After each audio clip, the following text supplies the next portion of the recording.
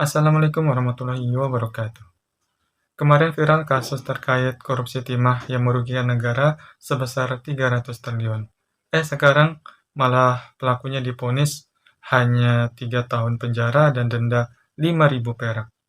Ya, kalau kita lihat sanksi ataupun hukuman yang diberikan sangat tidak adil, yang dimana kerugian negara itu sebesar 300 triliun hanya didenda dengan uang 5.000 rupiah dan kurungan penjara selama 3 tahun.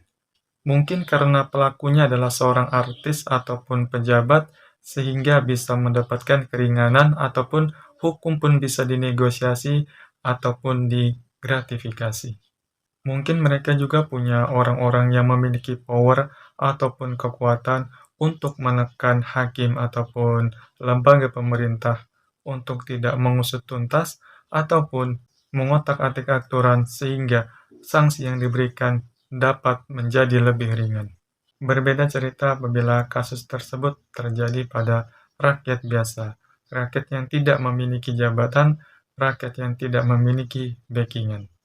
Kalian pasti ingat kasus seorang nenek yang terduga mencuri kayu bakar di salah satu hutan milik salah satu perusahaan, yang dimana nenek tersebut terancam hukuman selama 5 tahun dan denda sebanyak 500 juta.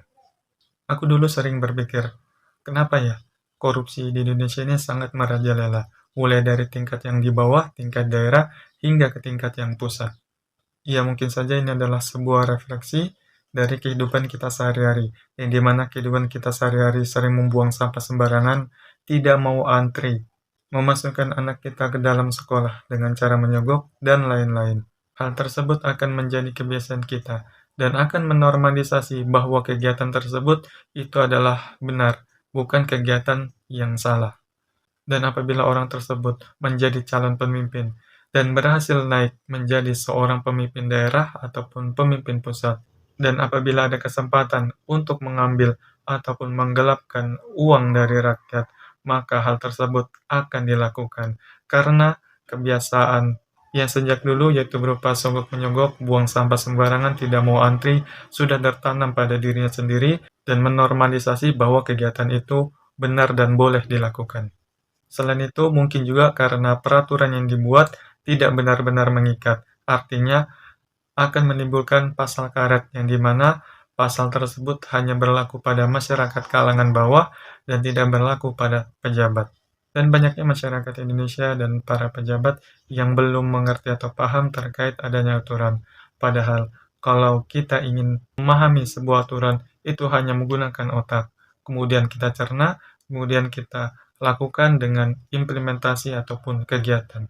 Padahal aturan dibuat itu kan untuk menjaga kita, untuk melindungi kita dari tindak kriminal ataupun kejahatan, serta melindungi hak-hak kita sebagai masyarakat Indonesia. Sehingga hukum itu sangat penting untuk dipatuhi, agar tidak ada superioritas dalam kehidupan bermasyarakat, sehingga kita memiliki kedudukan yang sama di depan hukum. Begitu rendahnya pemahaman serta kesadaran kita untuk menaati hukum. Apabila kita masyarakat Indonesia belum bisa menaati hukum dengan baik, maka kita akan terus terjebak dalam lingkaran setan. Ada sebuah ungkapan yang bunyinya seperti ini, pemerintah atau pemimpin adalah cerminan bagi masyarakatnya. Apabila pemerintahnya atau pemimpinnya ugal-ugalan, korupsi, kemudian melakukan pelanggaran terhadap aturan-aturan yang telah dibuat, maka masyarakatnya pun akan ikut sama, yaitu melanggar aturan dan susah diatur, karena mereka akan berpikir bahwa yang di atas saja atau pemerintah saja melanggar aturan, ya kita sebagai masyarakat juga bisa dong melanggar aturan demi kepentingan kami sendiri.